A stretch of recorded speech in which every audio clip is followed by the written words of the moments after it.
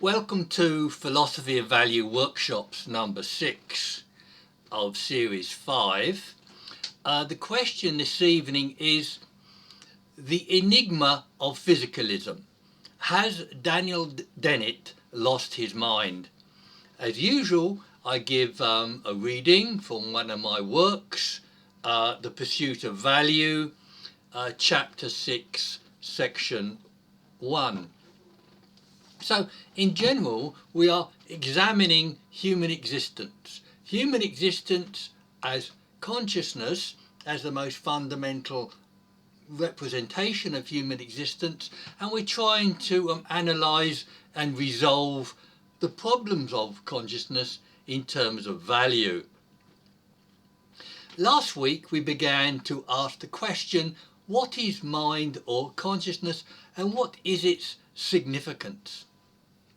There is a view that consciousness is impossibly difficult to understand. I don't agree. Consciousness can be understood with the right approach and with the right concepts. So we have previously outlined a number of different theories of consciousness. These included dualism, physicalism, pluralism, panpsychism, and pan-proto-psychism. But our understanding of consciousness needn't be limited to these theories. Also in modern thought, mind and consciousness are often differentiated. I share John Searle's view that consciousness is broadly all those states that we are conscious of. Mind could be classed as a broader category that includes the unconscious and animal minds. I don't need today to discuss the distinction between consciousness and reflective consciousness. To briefly state my position, I hold an interactive theory of mind and a structural conception of consciousness as a relation or a process. I explain what this means in another workshop. Today, I want to discuss Daniel Dennett's view of consciousness. In some ways, Dennett's views on consciousness might be thought to have affinity with my own. For example, he holds that consciousness is not an all or nothing property, that there is an evolution and a graduation in a spectrum of consciousness. He holds a variable notion of consciousness based on a multiple drafts view allowing for several selves, and that consciousness or self-consciousness has been reified into an object and is subject to unacknowledged error. I agree that consciousness is reified and subject to error, but this, I think, is a reason to examine it, not to dismiss it. A large part of my work is about error theory and the obfuscation of consciousness. And the neglect of consciousness raises the suspicion that something important has been overlooked. But Dennett has a different ontology and understanding of consciousness to my own. When he speaks of consciousness as a notion, it is only a notion without substantive existence. Yet Dennett isn't just a physicalist, but like Richard Rorty and Robert Ford, Dennett is a eliminative materialist or a disappearance theorist. Rorty holds that words like pain and love are outdated and should be replaced by descriptions of brain states. And Ford states that we can't define consciousness because consciousness does not exist. But like Dennett's, these are radical views that need strong evidence. Dennett, however, never actually uses the phrase consciousness does not exist, but this view is evident in his work. He writes, "The mind is somehow nothing but a physical phenomenon. In short, the mind is the brain." And going on, I paraphrase, "And like a computer image, consciousness isn't real, it's an illusion with only a notional existence."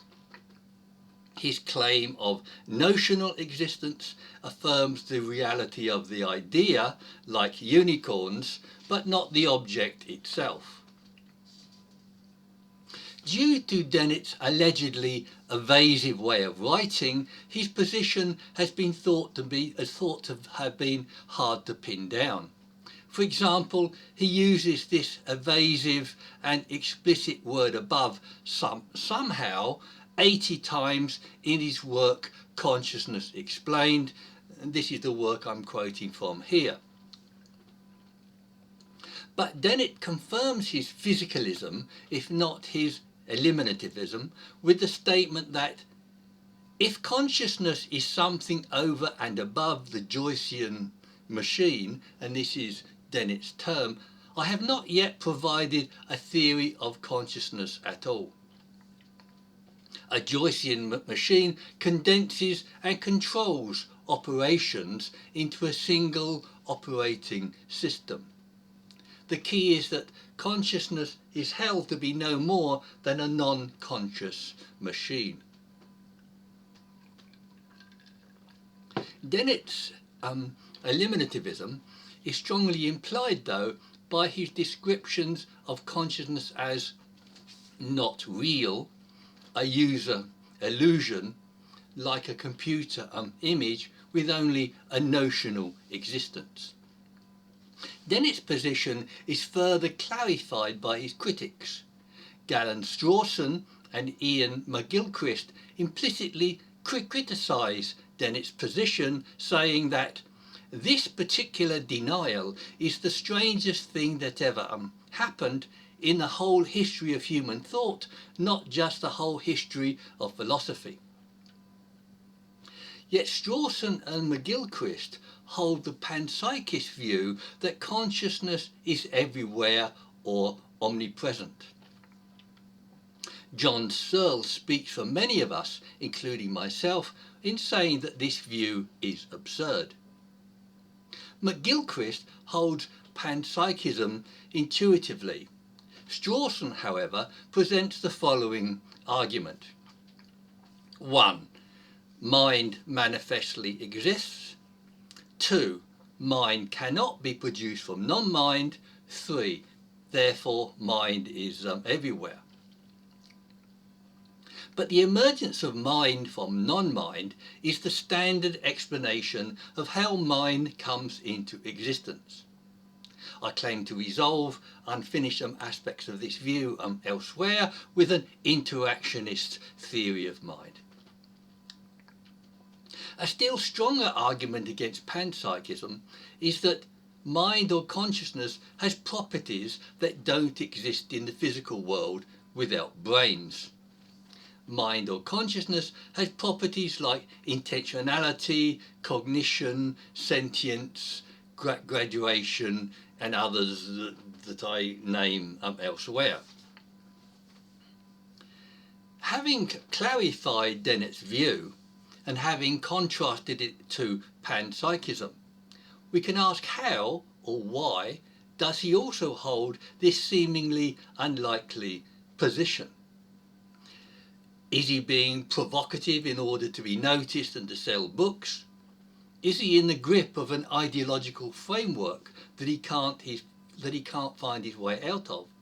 Or is he subject to the above noted confusion about the character of consciousness? I suspect that all these factors are in play to some extent. Such unorthodox explanations, I think, are required to respond to such improbable views that Dennett has. At this juncture, we can also make several other criticisms that are critical about Dennett's work.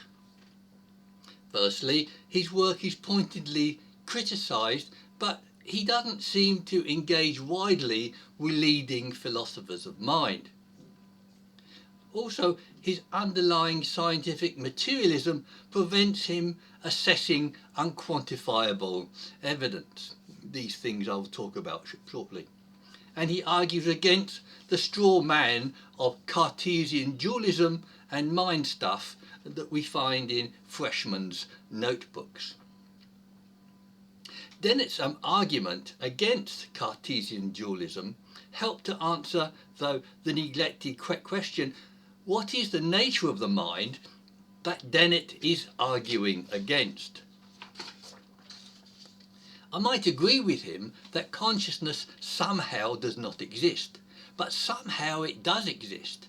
There are very interesting ways in which consciousness can be said not to exist, as well as how it does exist, such as it doesn't exist as a physical object, as Sartre's nothingness, as Hegel's non-being, or as the Buddhist non-self.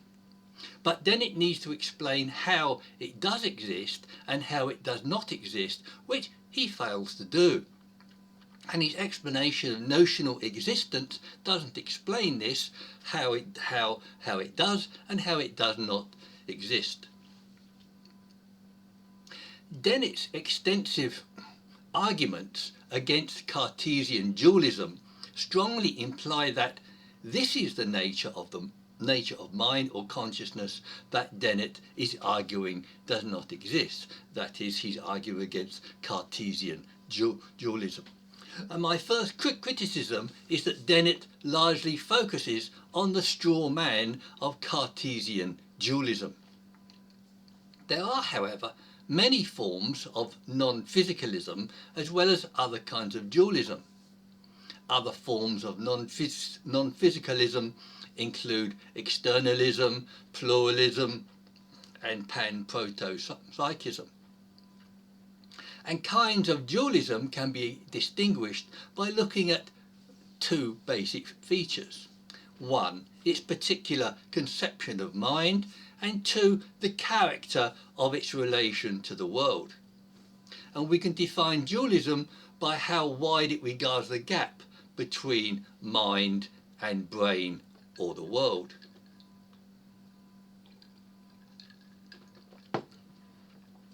Descartes defines mind as mind stuff or thinking substance with inexplicable relations with the world, although he does attempt to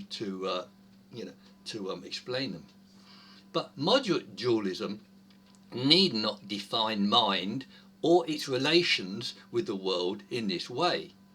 We need not define mind as thinking substance or as an isolated homunculus within the skull.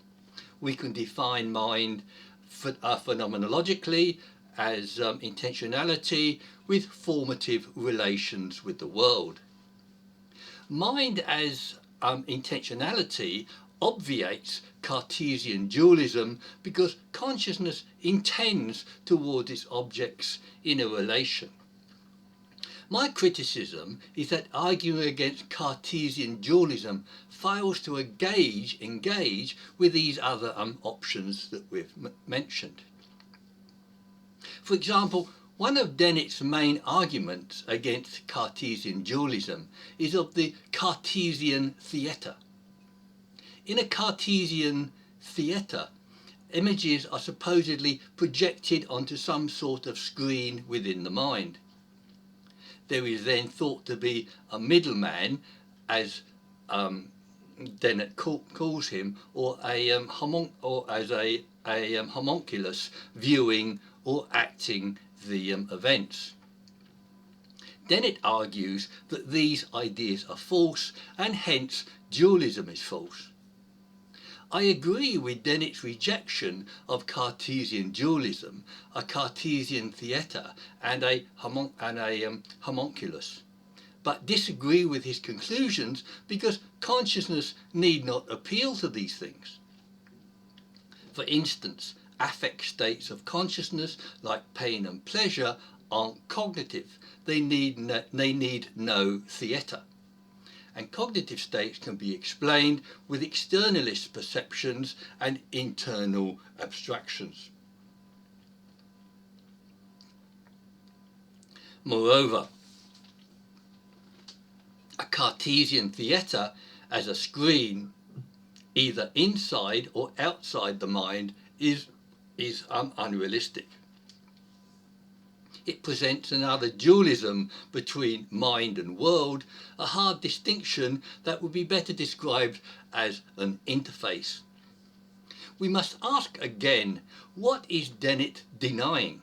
If Dennett is denying an eternal soul or spirit, a Cartesian mind stuff, thinking substance, or a conjoined essence, we might well agree with him. And to answer this question, Dennett also rejects the existence of qualia, which gives some indication of his perspective.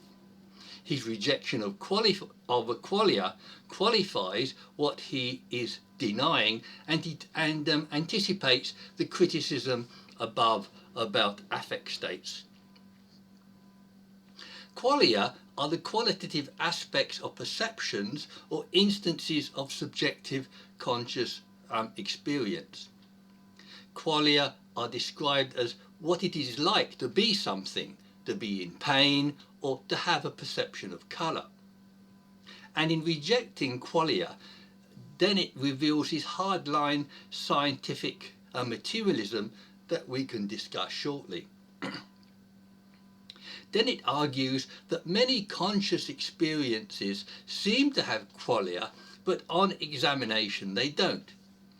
He argues from inverted spectra, blind sight, and other experiments that qualia aren't what they seem to be. He also dismisses qualia because they depend on an axiomatic self, which is an illusion. For Dennett, I think, an axiomatic self is too close to the idea of an eternal soul, spirit, or conjoined essence. But we can accept the self as personal identity, both without such a conjoined essence and with an ephemeral and fragmented self, as I do with the mental feature of divisibility. The relative unity of the self is maintained both by a related series of experiences through my own timeline, and these take place in different aspects of my mind that are again related to each other. Dennett, however, also regards qualia as incoherent because they are supposed to be incorrigible, ineffable, private, and directly accessible, which are incompatible characteristics. Yet many mental states are subject to indescribability to some extent without incoherence. Not surprisingly, I don't accept Dennett's arguments for rejecting qualia. Firstly, I don't accept Dennett's characterizations of qualia and thereby their incompatibility. Secondly, qualia's dependence on an axiomatic self is very debatable, and as noted above, a continuous self or personal identity isn't an outlandish possibility.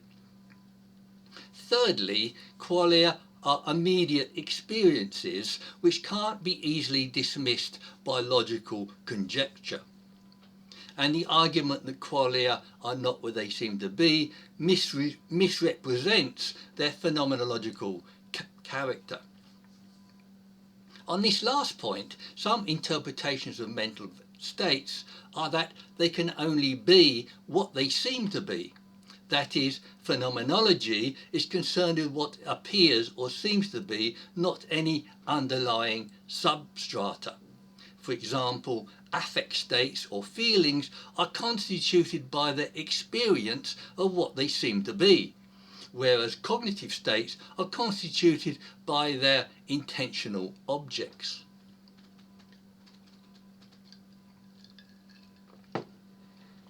Dennett's section, A Visit to the Phenomenological Garden, is all about this supposed kind of error. He argues that mental contents aren't what they seem to be, and he downgrades states of seeming. It is agreed that we can be severely mistaken about the character and content of our own mental states, but there are different types of mental content, such as cognitive, non-cognitive, the unconscious and preconscious. And Cartesian transparency of much mental content is readily accepted as mistaken. But some mental states, such like personal identity, affect and qualia, are constituted by their experience. For example, the experience of pain is evidence of pain, and personal identity demonstrates that I exist. And Dennett's particular dismissal of consciousness is invalid against these experiences. Moreover, phenomenology is a school of philosophy founded on descriptions of appearances. Dennett has the problem of having to dismiss phenomenology, which he seems willing and eager to do. Yet phenomenology provides a crucial account of mind in terms of what appears to exist. We will discuss these methodological preferences shortly. Yet Dennett also criticises the idea of consciousness by using the notions of mems and multiple draft theory. A mem is a broad culturally transmitted idea passed on by imitation or social learning. Dennett describes mems as having both a genetic aspect and an aspect communicated by human minds. He explains that mems are complex and powerful ways of transmitting ideas. Dennett's point is that consciousness is itself a huge complex of mems, and that consciousness itself is just a mem with only a notional existence. But against Dennett, because consciousness transmits mems doesn't mean it is only a mem. This is another version of Dennett's claim that consciousness only has a notional existence. Dennett also presents a multiple draft theory to undermine the coherence of the concept of consciousness. The multiple draft theory is that there is not one unified stream of consciousness, but there are numerous versions of what we think of as the same consciousness. This would seem to argue against a unified and coherent conception of consciousness. But it's eminently possible to argue, as earlier, for a divided and fragmented conception of consciousness. Even radical divisibility of consciousness need not negate its substantive existence. Consciousness is divided into individuals, into split brains, divided by schizophrenia, and by epistemic contrast. Another problem for Dennett here is that many theorists believe that animal and infant consciousness cannot be explained by mems and multiple draft theory. And unlike Descartes, Dennett recognises that animals both have consciousness and significant experiences. When the critic Daniel Dennett poses this problem, Dennett is evasive about answering it. Dennett responds that folksy intuitions about animal and infant consciousness aren't sacrosanct. When Roger Fellows and Anthony O'Hare repeat the same problem, Dennett replies that, I agree, they seem to be conscious, but are they? This question has no clear pre-theoretical meaning. Hutto concludes that Dennett feels we can't make sense of our intuitions about conscious experience. Dennett's belittling of conscious experience therefore founders on the rock of common sense. Personal identity and conscious experience is fundamental evidence for the existence of consciousness. This is also the wider criticism of Dennett by Roger Fellows and Anthony O'Hare. Dennett reconstructs the notion of consciousness, emptying it of its central and essential features. These comments and conversations draw attention to Dennett's underlying perspective. This could be described as a scientific materialism that prevents him from assessing all the evidence. This scientific materialism is evident in his statement that the fundamentally anti-scientific stance of dualism is its most disqualifying feature. Dennett must be talking here about the intuitive first-person evidence for the existence of consciousness. That is, I know that I'm a conscious being because I have the experience of being conscious. Dennett's scientific materialism seems to prevent him from accepting clear pre-theoretical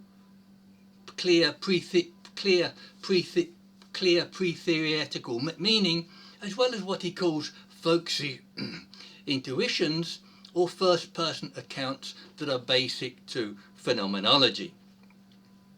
He also does this by eliminating what he calls the magical Cartesian transactions between brain and mind. Yet the magical is also a mantra for Dennett's attempt to eliminate intuitive understanding, even though 1 + 1 = 2 is still thought to by some to call for an intuitive validation, much less other judgments such as moral judgments, consciousness, the fact that I know that I'm here, and complex cognitive problems.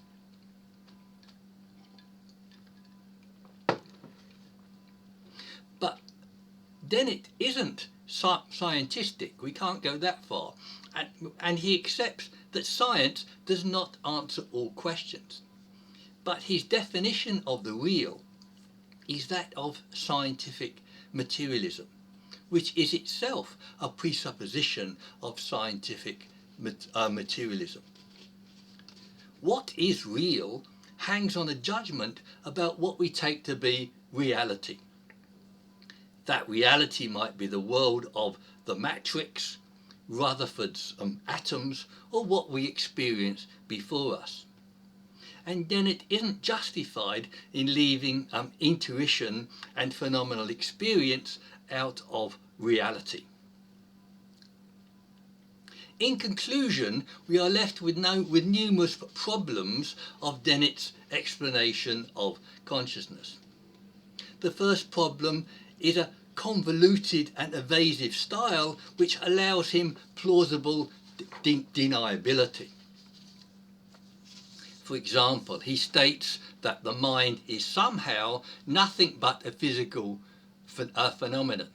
What does somehow mean here? Is it excusing a lack of explanation?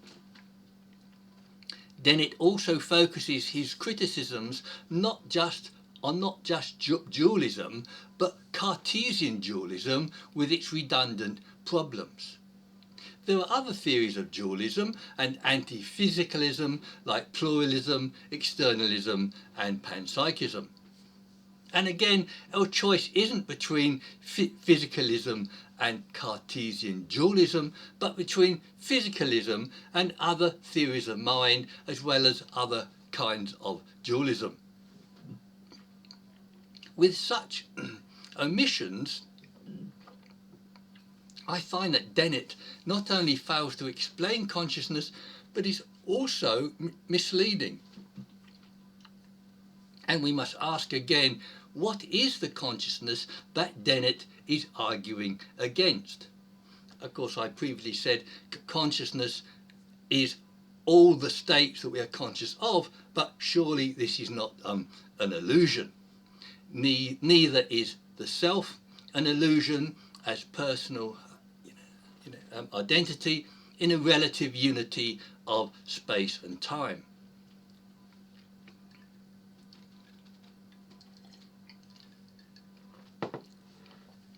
With Dennett's descriptions of consciousness, such as a user illusion, we can ask again, what outdated and anachronistic conception of consciousness does Dennett have?